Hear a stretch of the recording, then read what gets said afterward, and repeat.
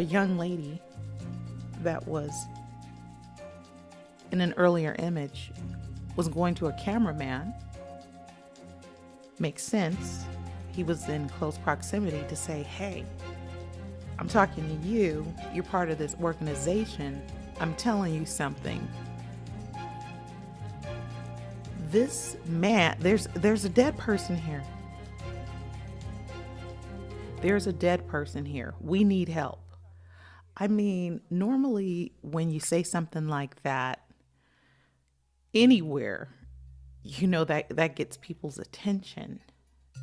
They're going to assist you. They're going to get someone that can help you. But it doesn't seem like anyone in the organization really got the message.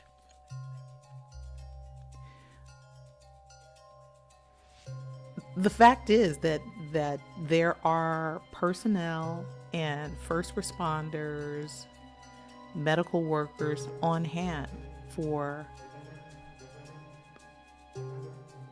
people falling ill, people fainting, of course, drug overdoses.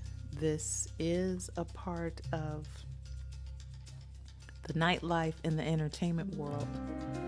So they probably were acting from a position like, we've seen it all before.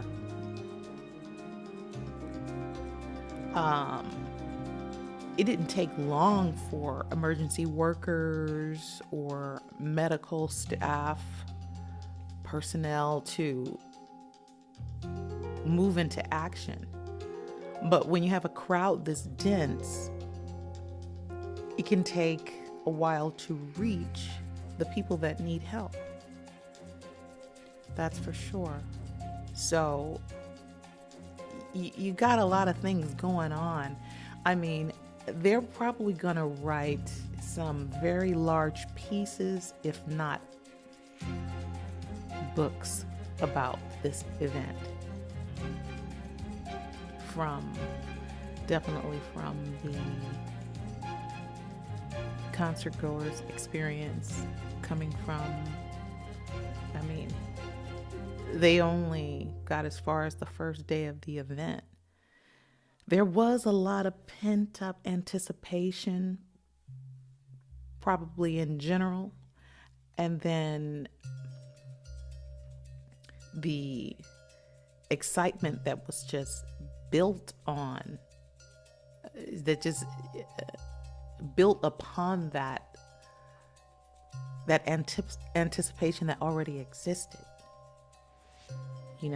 and we're talking about some people that are really young, some people closer to 30 in their mid-20s with a little maturity, but there were a lot of young people that they probably felt like this is their time, like we're grabbing, young people, that young, really, really young. You have all kind of things going on in your mind, and we just went through a long period where people weren't as active as they could be. It wasn't even possible to really watch live entertainment. And these are a lot of devoted fans. Most everyone that I've heard from, they were like really devoted fans. The people that have come forth to talk about what happened in the concert, and there's so many of them that have came on to speak about what they experienced in the concert, and they're all really devoted fans. So the things that are being said, it's really got to be a lot to this story. This is an ongoing investigation, but some things are clear. At least 8 people right now lost their lives.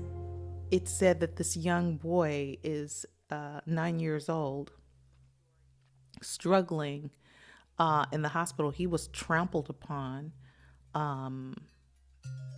That's, something to have a kid that young at an event like that. But they probably felt reasonably safe. You know, the ticket sales were capped at 50,000. The place had well enough capacity, to more than enough space to contain 50,000 people, 200,000 people. So this crowd surge, this really caused all of this aftermath.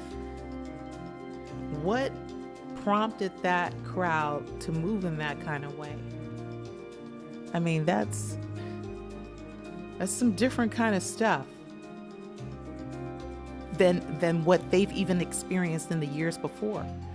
It's really, in how much of this can anyone say, namely the lawyers, how much of this can they really make stick on Travis? Or even the promoters, Live Nation, and the other organizers that were part of making this event happen. They had so many fire, health workers on hand, security. I mean, but you can see this crowd is very dense. You see the images now of the kids running through. These are people that didn't buy tickets. You know, the people that bought tickets, they didn't have to go through all this, but these kids are just like bum rushing. But even during the concert, this energy, I don't know if maybe this crowd that broke into the concert, maybe they stimulated this. Where did it come from? If it came from Travis, like they're trying to pin this on him, hey, he's going to have to answer a lot of questions. He's going to really be in the hot seat. He's already in the hot seat. He's not having a good week. And of course, the haters are coming out. And some news personalities and other people with titles have come out to speak very strongly against Travis. Like really strongly. You know, he's a young guy, and I'm going to give this disclaimer again.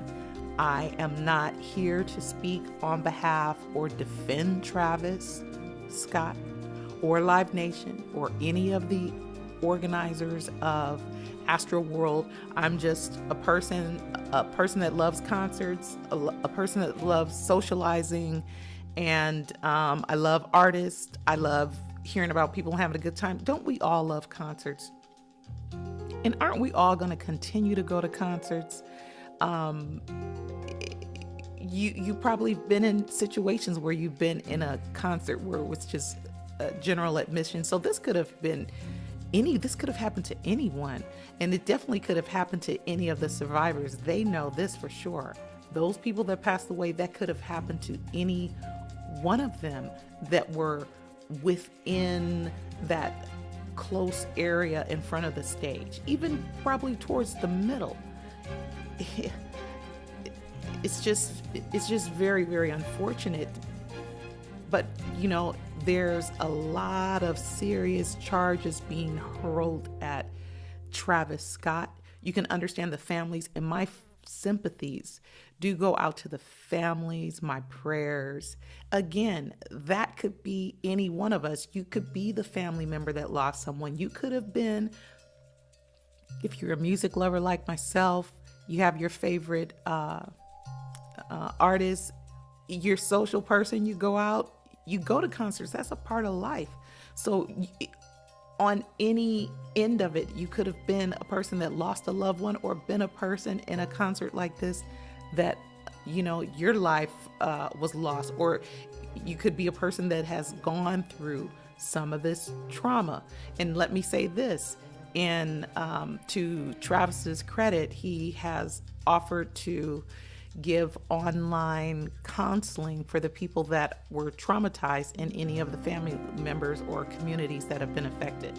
I don't know how he's going to make that work, but people are definitely going to need that. I mean, I think that's why we go to online communities and we talk about this, because it's just, you just want to know, how could this happen? Why did this happen? And the families, absolutely, they want justice. As they continue to deal with this pain,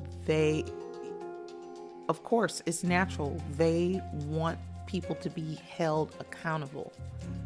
They're going to make sure, people, when they lose young loved ones like this, so often, people, they can't even perform at their jobs. They're just totally consumed with getting justice for that person that died so senselessly. And just, imagining, goodness, what they felt in their last moments, not being able to breathe, being physically crushed by people that probably didn't mean you any harm, but this energy just took over the crowd. And I've just continued to hear this over and over repeated, that people were begging for help and people were just like ignoring them. And these are people that have went to multiple astral worlds and said this was never the case. So the investigation, I'm not sure if they are going to be able to find out where this trigger came from. If you could even point to a moment in time where the people were triggered, because it seems like they were triggered all day. And people that survived, like this ICU nurse that comes on the screen at times, they give accounts, and the man that survived, that experienced a heart attack, they say that the audience was triggered all day long. It was a strange energy around.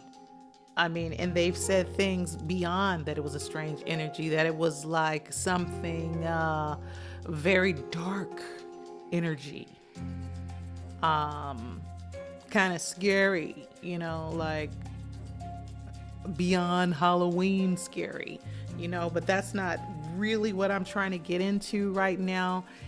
It's more the question, what can they make stick to Travis?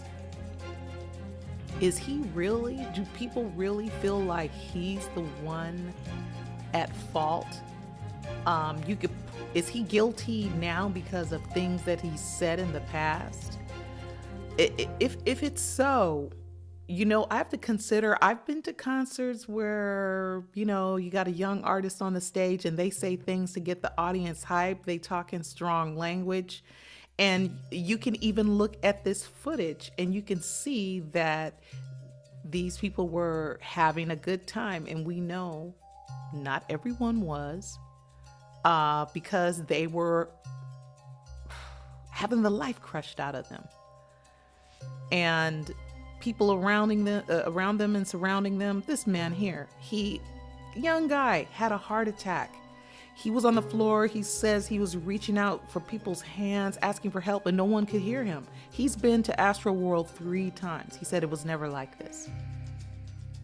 So something happened on this year to get the crowd that riled up, that this crowd surge took on this energy where it was just unrelenting.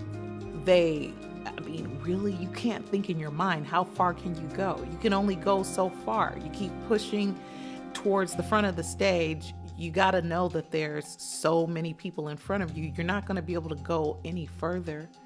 And there was no reason for it, because this space could hold comfortably a capacity of 200,000 people. And there were only 50,000 people there. Even if you say 50,000 people overran the concert and broke into the concert, jumped over the barricades, overran the personnel. So double it. Say 50,000 people bought tickets, 50,000 people broke in. It's still was more than enough room to accommodate these people comfortably. So why did they surge to the front of the stage like that? Like so in a frenzy. If you believe some of the things that you've heard, which seems like you got to give it some kind of credit and some kind of weight, because like this nurse was saying, it was just like there was a energy with the people. They used the word frequency that just was really off. They said something was amiss the whole day. It wasn't like the other astroworlds. And these are people that are real fans of Travis. And I don't really hear anyone coming and stepping forth to say, hey, you know, Travis is getting a bum rap. No one's stepping forward to say anything like that.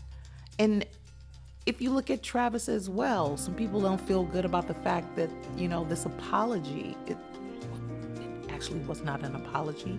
He just stated his position, how he feels about his fans, and that he just wants everybody to have a good time, which you can believe. What artist doesn't want? I'm an artist myself. If people come to see you, you may not make the most personal connection with them, but you do want them to feel like they got a great show. And you definitely want them, if you're super arrogant, whatever kind of attribute you can give this dude, you say he's a megalomaniac, he's an egomaniac, he's selfish or whatever, then even more so, he definitely wants you to have the impression that he gave a great performance and that he's an artist that just gives it up on stage. There's no way around that. So why would he be so careless or thoughtless about what people might experience? I mean, there's plenty of evidence that he stopped the show a few times. But people say he should have stopped the whole concert. I can't imagine that there was something that he saw or knew that made him,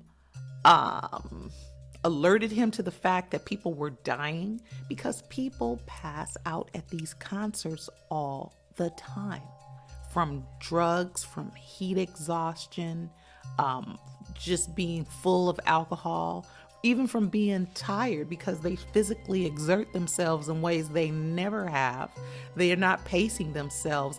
It happens all the time, all over the world. So when might have Travis gotten this message that people were dying? I mean, this young lady came up, and this guy here, he lost his brother. His brother was trying to defend his fiance, and he lost his life. And he's saying there that Travis has blood on his hands. That is a really heavy thing to say. You know, and I don't know Travis. I don't even follow Travis. So I'm going to give that disclaimer again. I am not here to speak in defense of Travis. I just wonder how many of these charges that are being hurled, you know, and I guess it doesn't cost a lawyer anything to throw out a charge. You know, if he's defending the families anyway, a family, multiple families, you just stack up a bunch of charges and just throw them and then just see what sticks. It doesn't cost any money, but it does affect the way the public will see that artist. Because like I'm saying, I don't hear anyone coming out to defend Travis. I haven't heard about any. I mean, I don't get those kind of messages like, this artist, this high profile artist, or this person came out to speak on Travis's behalf. Even when the news, major news outlets are reporting on him, I don't see anyone really giving him the benefit of the doubt. It seems like they're all pointing to his past behavior in other concerts, which is, you know, he gets pretty lively. I mean, it's something. You definitely aren't going to see that probably at a Sting or Stevie Wonder concert, or when Whitney Houston was alive. This isn't the kind of thing you see. But you're talking about a young artist, and you're talking about really young concert goers. So I don't even I don't hear of anything that he said that probably wasn't already said. Does it make it right? I'm not saying that it makes it right, but if he said it in the past and he didn't say it at this particular concert, how can you make him responsible for the way people behaved based on things he said in previous years? If the concert needed to be stopped or brought to a halt, not just pause. Look, I should make the distinction, because what Travis did was pause the concert so that people can be attended to health-wise. But he did not bring the concert to a halt. His set was like an hour. This it's gonna all come out in the wash. This young lady on the screen right now, she said she felt sure that she was gonna die. She felt positive.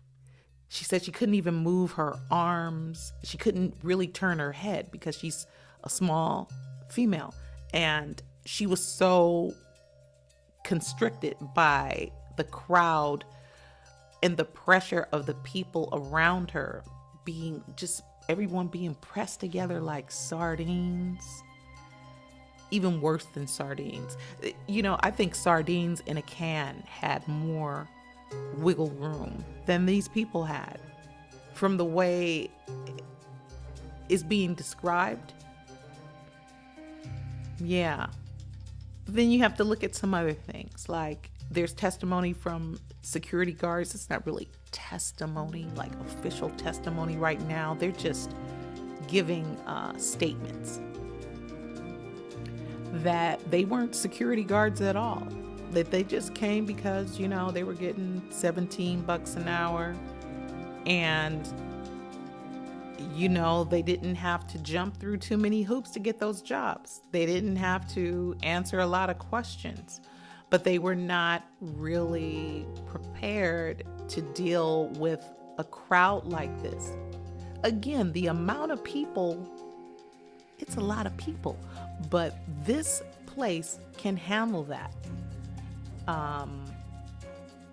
50,000 people is a lot of people, though. But what made it so hard to deal with, and what made it fatal for some of the concert goers, is, again, this crowd surge. And on top of it, it was unrelenting. The people just didn't stop. They kept on and on and on and on. So this cameraman, wow, he's gonna be famous too. They will find out who this cameraman is, and we will know his name. It's amazing. It's really amazing, in not a good way. But prayers to the family, prayers and condolences. Really, we're all sorry for your loss. And yeah, I'll pray for your healing, as well as the healing of all those that were affected, that were traumatized from this event. Peace.